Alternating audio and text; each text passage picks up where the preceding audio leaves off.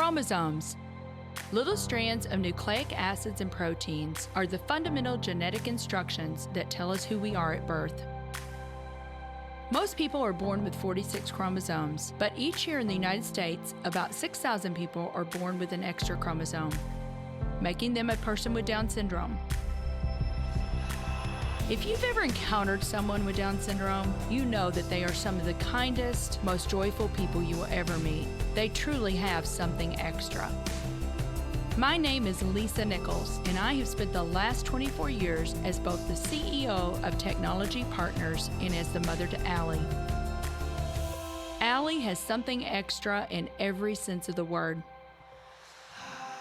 I have been blessed to be by her side as she impacts everyone she meets. Through these two important roles as CEO and mother to Allie, I have witnessed countless life lessons that have fundamentally changed the way I look at the world. While you may not have an extra chromosome, every leader has something extra that defines who you are. Join me as I explore the something extra in leaders from all walks of life and discover how that difference in each of them has made a difference in their companies, their families, their communities, and in themselves.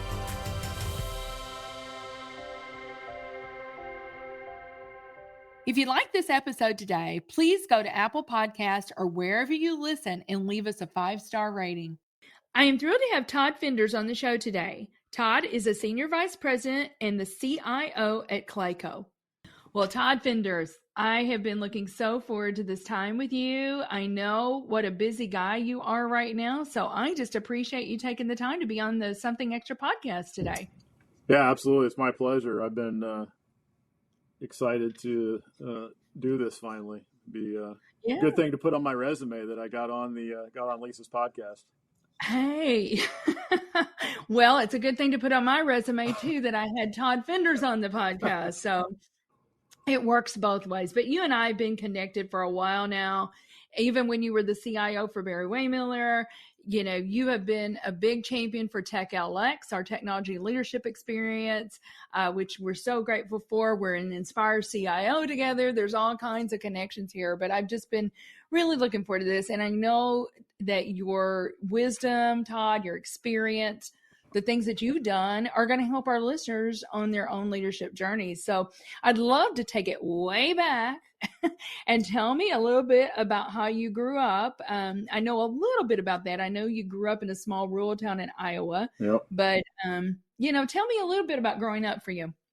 Yeah, it's interesting because I look at, you know, other CIOs in the St. Louis area, and John Meister's one that we've talked about before, you know, and his story is kind of the polar opposite of mine, because I know he moved around a lot as a young kid, and I lived in the same place for the first 40 years of my life. So I lived within like 2 miles of a small town in central Iowa until I was 40 years old, and you know, went to a really small school, had 36 in my graduating class. The town I lived in was 300 people, you know, so you everybody knows everything about everybody in those types of communities. So there's no escaping.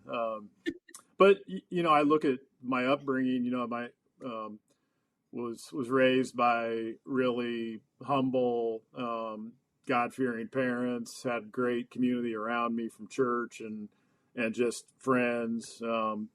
And really, I look at that upbringing and that grounding as a big part of who I am, because it, you know, it really teaches you a lot about just the value of other people, you know, and that you're not the center of the universe, and there's bigger things than just you. And I think that kind of carried through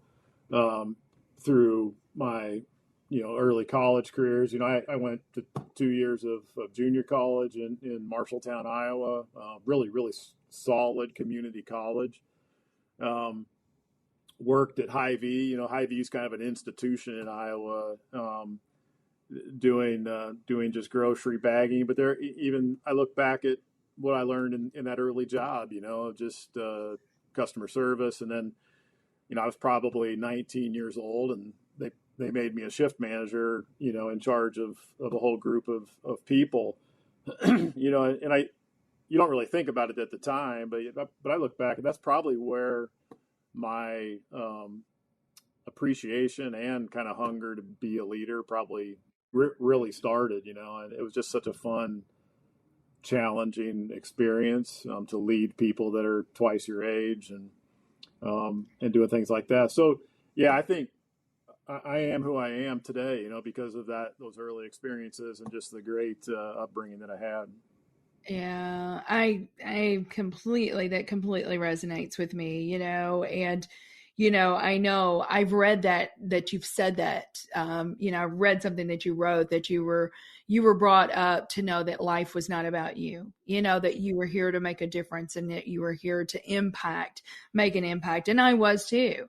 My parents were the same way. In fact, I was thinking about this reading about you, Todd, and I grew up in a small town too, not a little bit bigger than 300, but it was a small town. And Sure. I'm telling you what, my mom knew everybody. Oh yeah.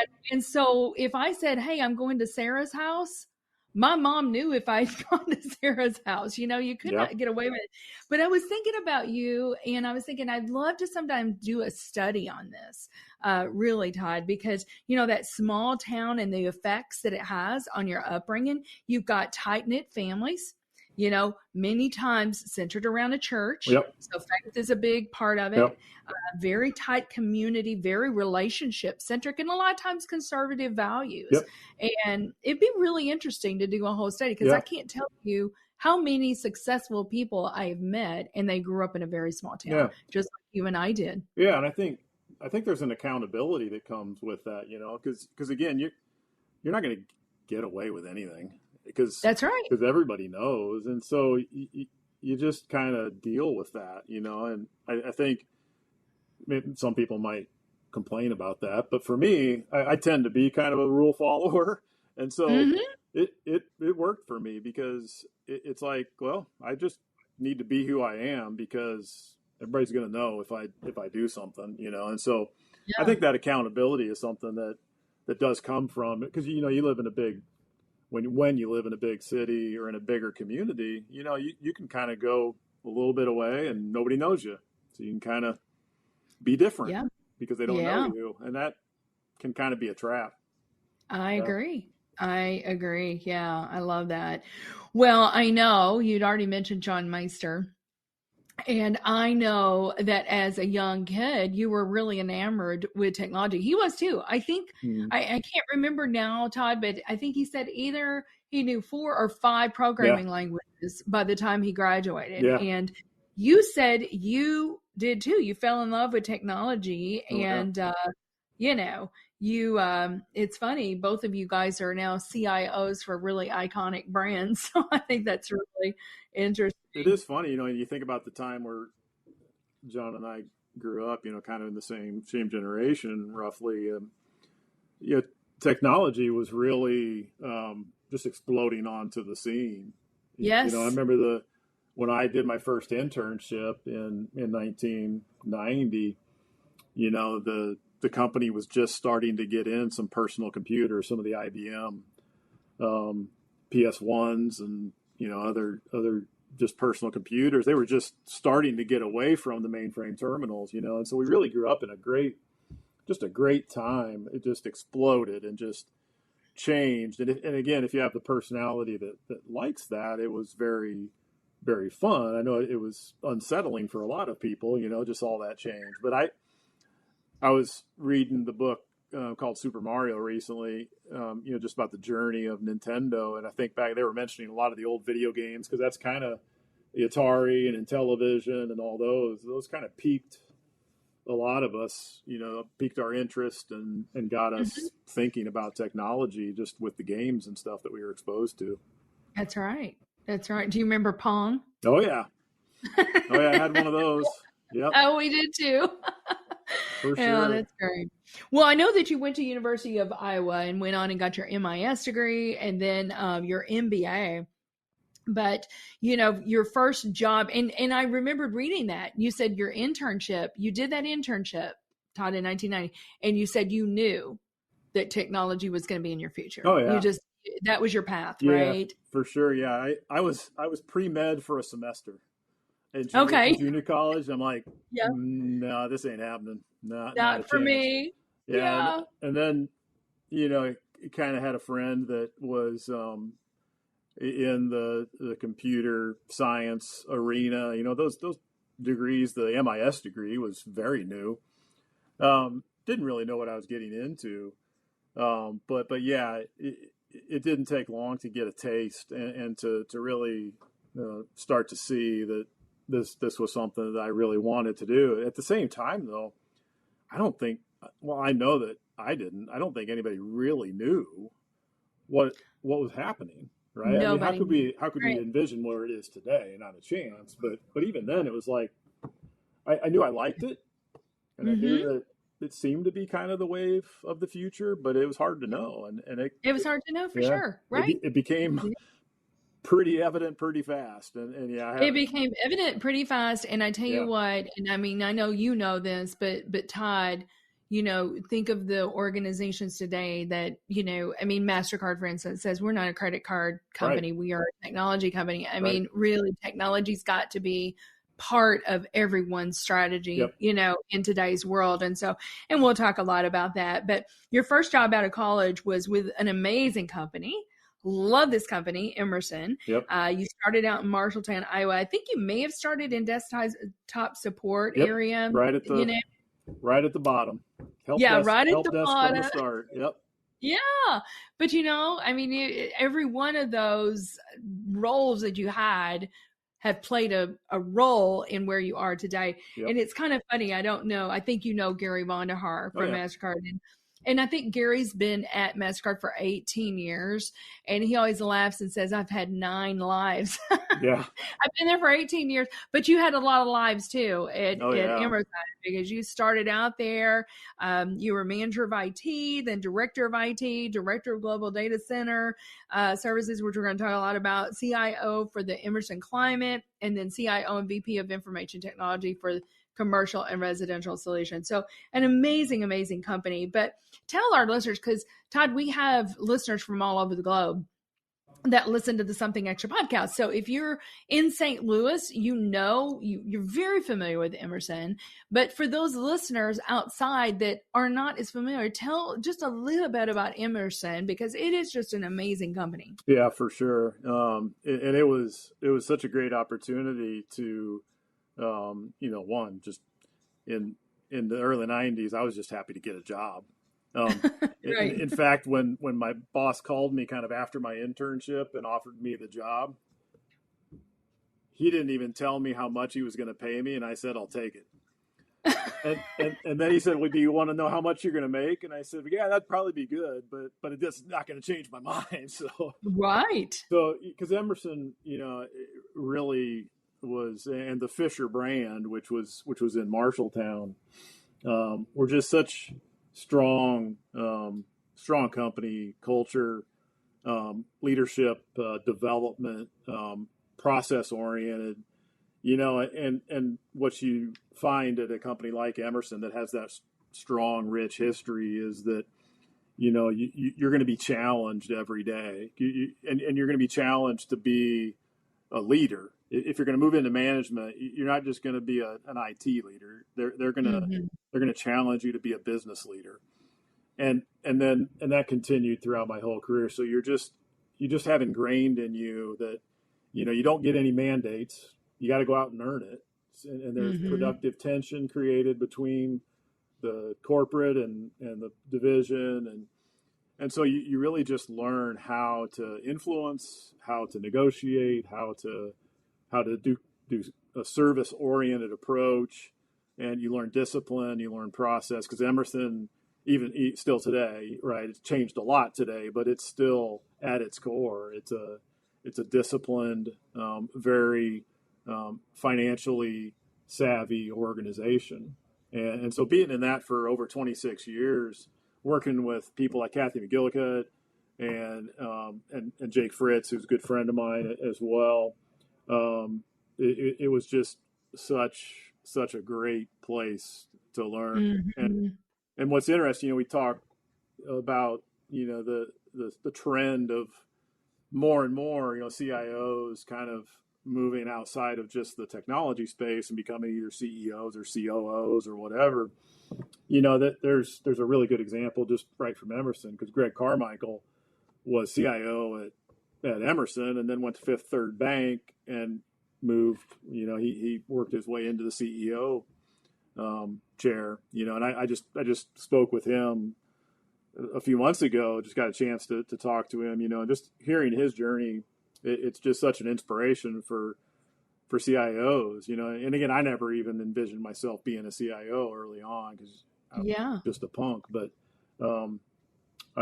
I think it's an exciting thing now for technology leaders, like you said, because it's integral to the business in every way. Absolutely. Yeah. I mean, honestly, yeah, that CIO to CEO, I mean, really, because technology is leading the charge, and it's change, it's more than just keeping the lights on.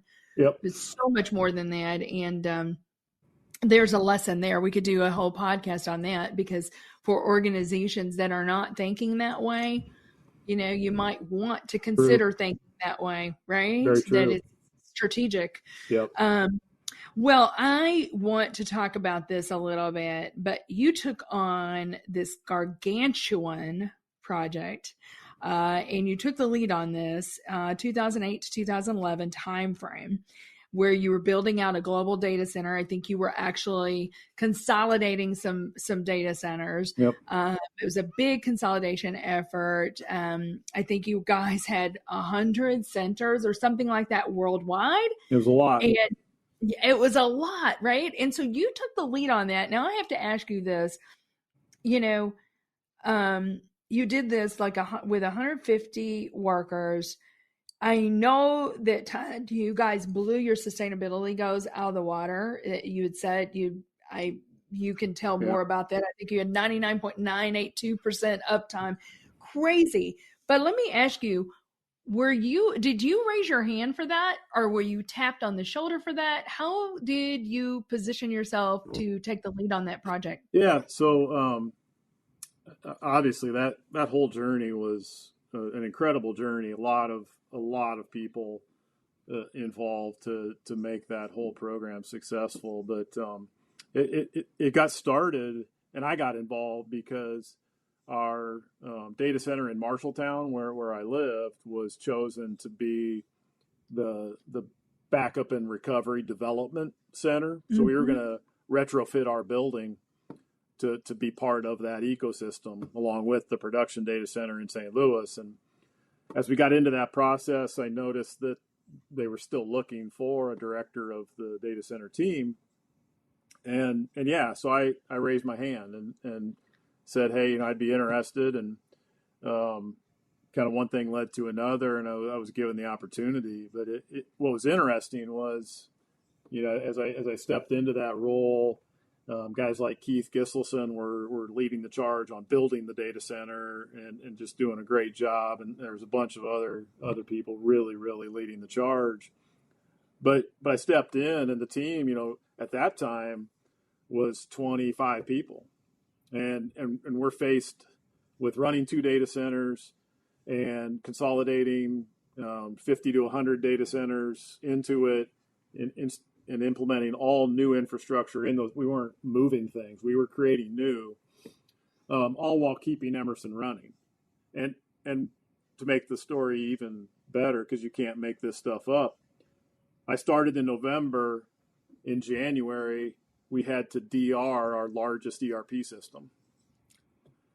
And so, right, 2 months in, not a fun time, And so that whole period of time, and I can tell you a million stories. That whole thing was huge for just learning how to lead in a crisis, how to lead a team to do just unbelievably crazy things and hit crazy deadlines, and try having the faith values and family values that I have, trying to not have people getting divorced and losing their families because we were I literally had to call a guy one time, and he had to pull his family out of a birthday party to come work on a Unix system, right? And so you're just doing crazy things for crazy amounts of time. Mm-hmm. And as hard as it was, it still was. It's such a gratifying journey to look back on because of all the things that you learn about crises, about management, about technology and people, and just Yes. building a team. Because we built that team, to over 100, 150 people. We did amazing things. Jake came in and took it to another level, and they continue to just advance and do it. It's an amazing thing to be part of, for sure. I'm not sure I have the energy to do it again, but haven't done it one time. That was 12 years ago or 10 Yeah. years ago. Yeah. I mean, so incredible, and I know that, the facility really, I mean, because you said it just instilled such a sense of pride, and actually kind of became the gold standard where you guys were doing tours. It was a show center. Yeah, it definitely was, because we had a tremendous amount of Emerson content with Emerson Network Power, Emerson Process Management. We had really built it with the intent that it would be a showcase, that it would be a place where we could do tours, where we could bring people in, we could sell Emerson product. And really, we engaged Dell and EMC and some of the other technology providers in the same way, right? And then you mentioned sustainability earlier. We had a lot of very innovative designs that I can't remember how many miles, but our team really looked hard at at different materials, how they were used, and by just changing routing and the way that, like, copper, or the way that other cable management and materials, all that stuff was done. We were able to attain a pretty good LEED rating, and had solar panels on the roof that helped feed into the energy consumption. Just a very, very cool building, for sure. Yeah, remarkable. Well, I know you guys won a lot of awards, and I know, Todd, just knowing how humble you are. I mean, I know that you said you would say that this is a team award, but it earned you the title of Facility Executive of the Year in 2011, and I know that you would say you couldn't have done it without your team, but so much more. I'm so glad that you talked about the solar panels. Go read about that if you're at all thinking about consolidation of data centers. Todd is a really good case study for you there. But we do need to take a quick break, and we'll be right back with Todd Finders on the Something Extra podcast. In business, the tendency is to seek out partners who are bigger, faster, stronger. When it comes to IT, you should be looking for smarter, faster, better. That's just what you'll find with the talented technologists at Technology Partners. Our experts develop custom solutions to tackle your most complex challenges, all to simplify your processes in the smartest, most efficient way possible. The time to be swift and nimble starts now. Go to technologypartners.net/solutions and see what's possible. So welcome back, everyone, to the Something Extra podcast with Todd Finders, the CIO for Clayco. Well, Todd, we've been talking about all kinds of things. You've got this amazing award that I know that you would credit to your team. You had a heavy lift there. I mean, what a massive, gargantuan project you took on. But, I loved what you said, because I didn't know if you got tapped on the shoulder for that role or if you actually raised your hand and you actually put your name in the hat and said, I'm interested in being the leader on that role. I mean, what gave you the courage and the confidence, Todd, that you needed to actually step in that role? Because sometimes, and we hear this, right? Fear will hold us back from being all that we were purposed to be. But obviously in this case, you overcame that fear, if you had any. I probably should have been a little more afraid, maybe. Probably naivety, maybe going right. No, I think, and I think Mindy, my wife, would testify to this. I think I like challenges. I don't like being bored. I don't like just doing the same thing. And so when I saw what was happening, I think what I felt was, okay, this is a big job. This is a huge job, but it's important. It's important to the company. They're not finding anybody to do the job. Why not me? And I think I really felt confident that I didn't feel confident at all that I knew everything I needed to know, but I felt confident that I could lead, and that I could learn what I needed to know. Because I think that's one of the biggest things that I've always tried to do is just to not, I don't need to, and I don't want to be the loudest voice in the room. I don't need to be the know-it-all in the room. I don't need to fill, every conversation with what Todd thinks.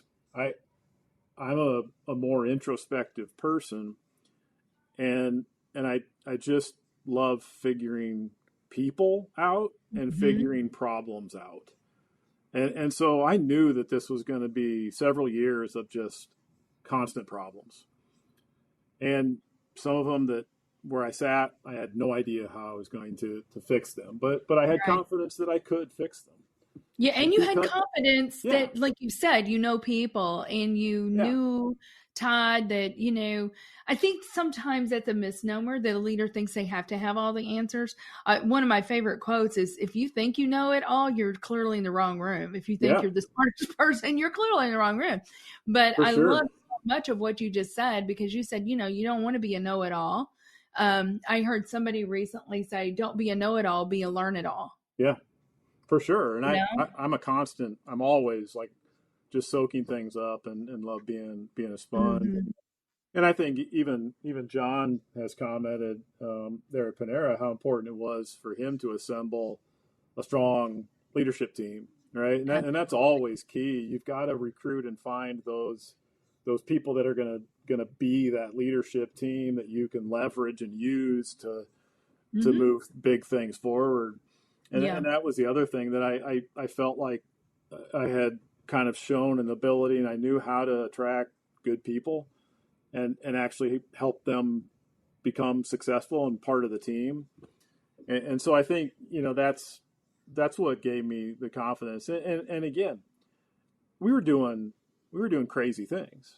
So none of us really knew what we were facing, but just week after week, month after month, problem after problem, it just, you could see it start to become a team. And again, Jake Fritz was so instrumental coming in too, at such a critical moment when we were facing challenges, and just really providing an ability for us to take it to the next level. And the support that I got from him and Kathy McGillicuddy, it was really a really cool journey. And again, it doesn't always work out when you raise your hand. So I don't want anybody to think that raising your hand, you're like off the hook, that they'll say, oh, it's okay if he fails because he raised his hand. No, you're still on the hook.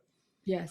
But and we had, and you hear me, we had tons of failures, we had tons of problems, we had fires all over the place. But at the end of the day, after doing that for 3.5, 4 years, I actually leveraged that experience, and Kathy had the confidence in me to skip from a director to a CIO. Yeah. And she threw me into another problem area that needed some help, and started all over again. So I love it.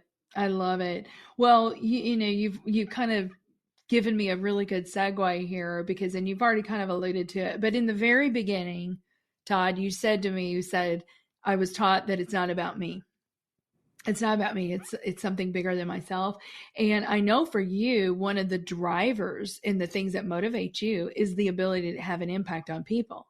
So as you were leading that, there's so much there. We don't have time to go into all that, but you said, you knew that you knew how to build good teams, and you help people be successful, and so really to attract people, though, you have to have a good leadership style to do that, or people are not going to want to work for you, right? So what would you say your leadership style is? And I think I know, from what you've said today, but I think I'm more of a servant leader.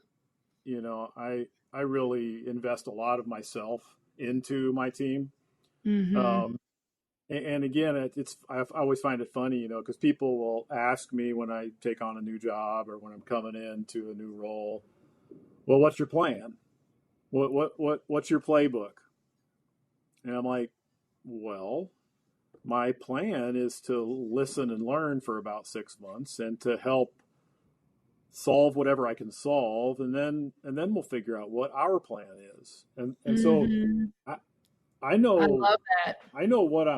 what I'm good at, and I know what I'm not good at, Yeah. and I know that it makes no sense for me to come into a new situation and just deploy my plan. I have my philosophies and I have my way of doing business, but I'm all about solving what the business needs and what the organization needs that I'm working with, and so I've always tried to just use all the experiences I've had in my past to inform what I'm doing, to have just a, a sympathy for what people are going through, Mm-hmm. and to just try to get the team to where not only that we can solve problems together, but to where they can solve them without me, because I've Sure. put Oh, them I in love that that. position to do it. Yeah. So I think it's the evidence for me, I guess, is that even with all the crazy things we did in that data center project, I was talking with Aaron Plaza the other day, who works at WWT now,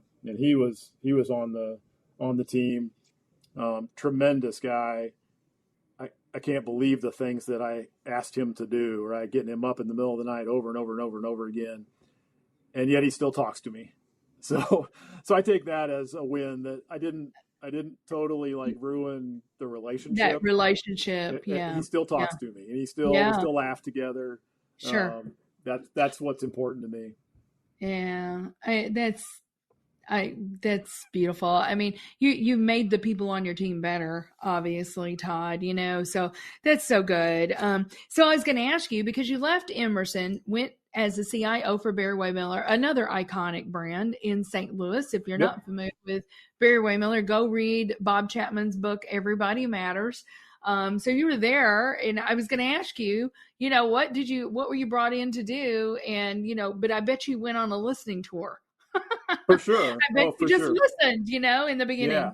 I think one of the things that was attractive to Barry Waymiller was my Emerson roots, because Barry Waymiller had conversations with Emerson leaders, and was trying to adopt some of the discipline, some of the process of business reviews and other things.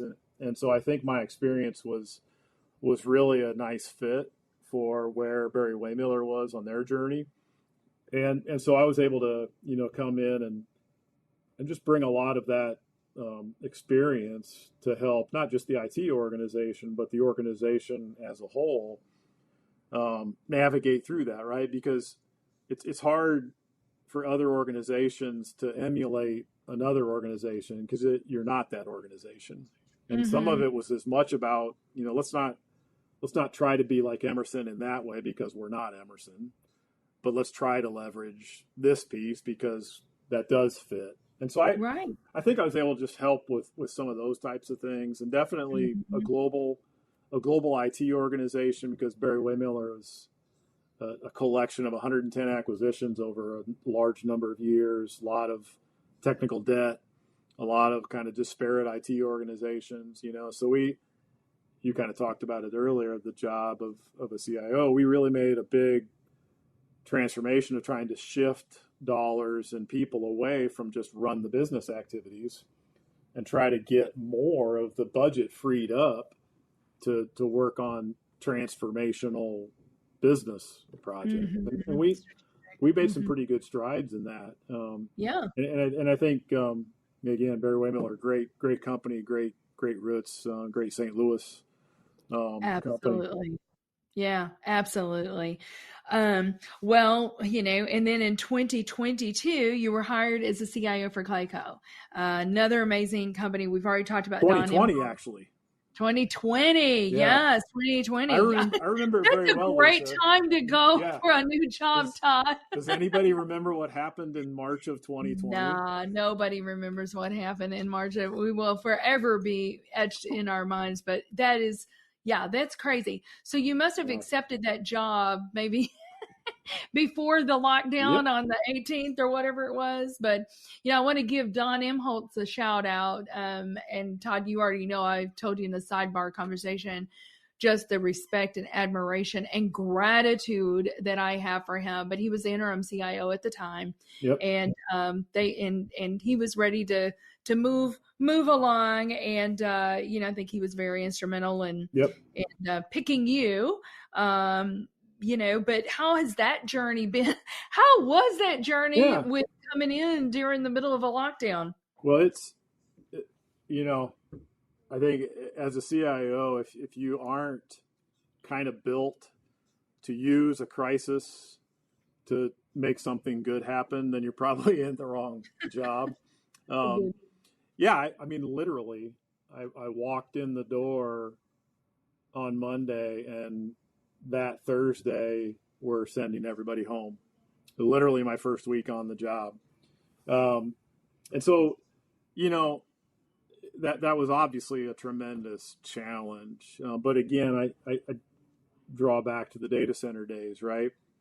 It's like, all right, here's what we're dealing with.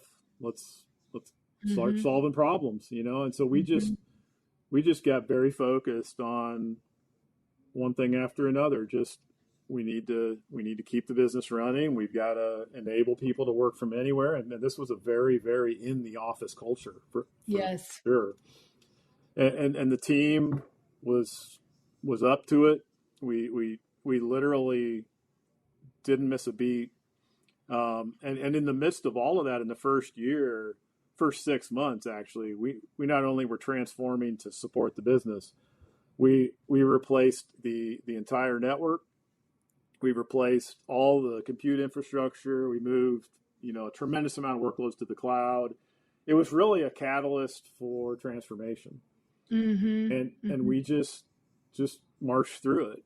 And it really was kind of a blessing in disguise, because it just provided that catalyst for change, and it removed a lot of debates. And so, it was a crazy time for all of us, but the resilience of the Clayco business. And then again, you mentioned Don. Don had done a great job in his interim status of starting to get the team organized and lay in some foundation and work with the leadership team.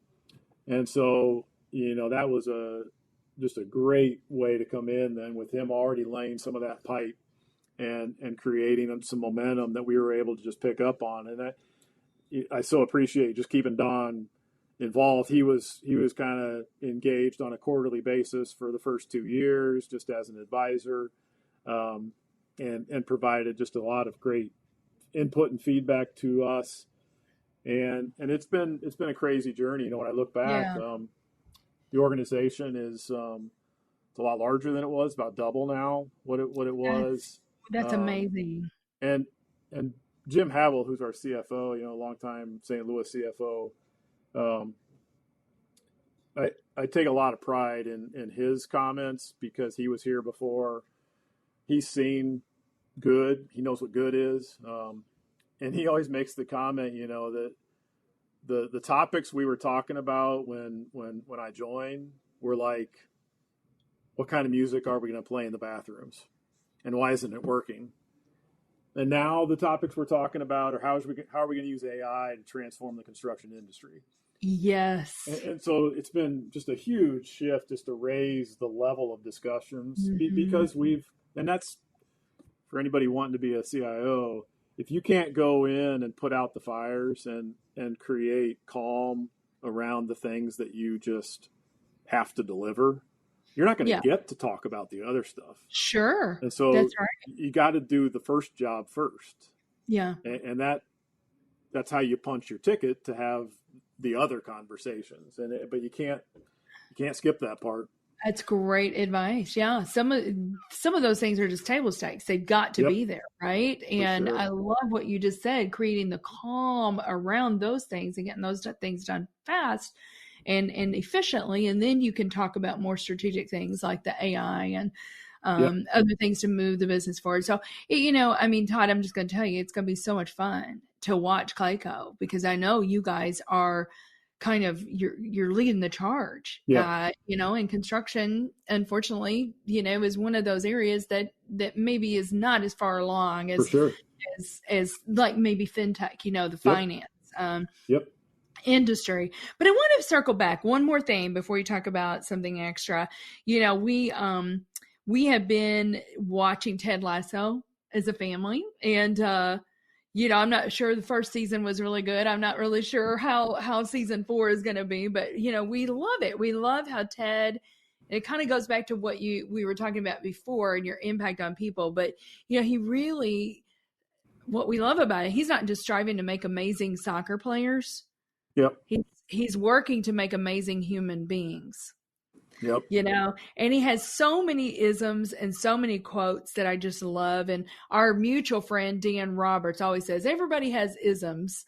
But, you know, what are some of your isms? I mean, if, you know, the things that you say to the team a lot that they could probably repeat back to you because you have that ism. So, like, I'll give you Don's. If you don't know Don's, here's Don's. His big ism is come to me early and you have a coach. But come to me late and you have a judge. So I might have heard that from him a couple times. You may have. I think a couple things, you know, and we kind of touched on this earlier, but you know, I always talk to the team about, you know, especially when you're in a crisis, that, you know, never waste a crisis, right? Because crises, I'm proof, right? I used crises and problems and fires to prove myself. And I used them to make our team better.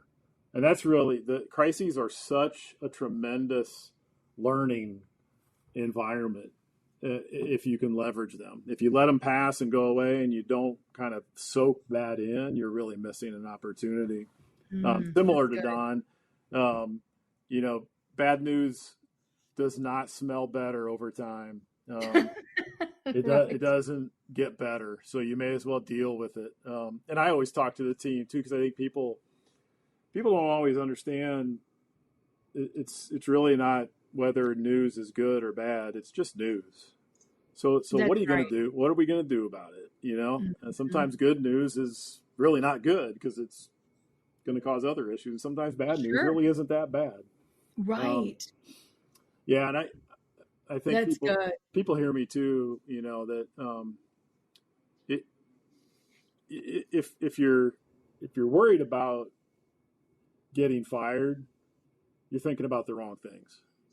You know, you shouldn't come into work every day worried about if you're going to be able to keep your job, because that's like, to me, that's like you're thinking about, how do I just stay above the line, right? To me, you shouldn't even be thinking about that. Think about, you know, how can I do something special or impact somebody today? Yeah.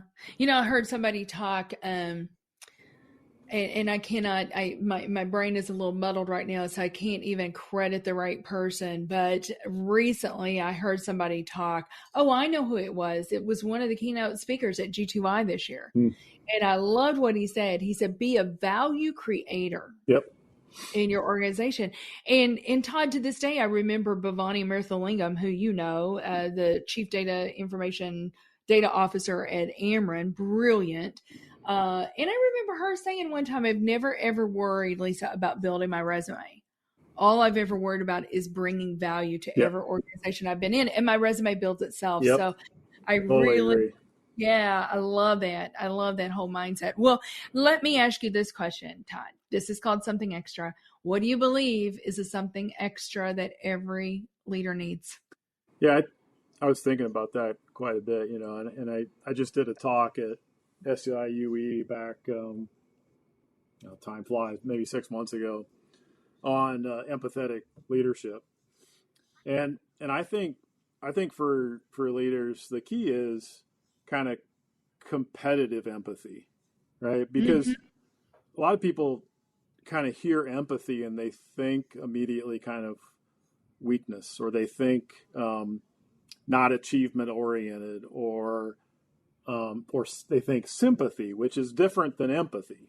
Yes. And I think when you can combine, I'm a very competitive person, but it's surrounded by empathy and humility that I try to hold on to each day. Mm-hmm. And so I think you can lead in a different way if you can kind of keep those things in check, because I think competitive empathy creates a team that wins together, right? Together. And they want to go with you instead of, hey, look at me, I'm out ahead of everybody, and it's all about me. So I think that's I love it. Nobody has ever said that, competitive empathy, because really and truly, who wants to be on a losing team? Yeah, nobody. Todd, yep. I mean, nobody does. They want to follow a leader that wants to win. Yeah. But there's a right way and a wrong way. Yeah. Right? Yeah, for sure. About it. And I think having the empathy is the right way. Well, listen, this has been so much fun for me. I so appreciate your time and cannot wait for our listeners to hear from you.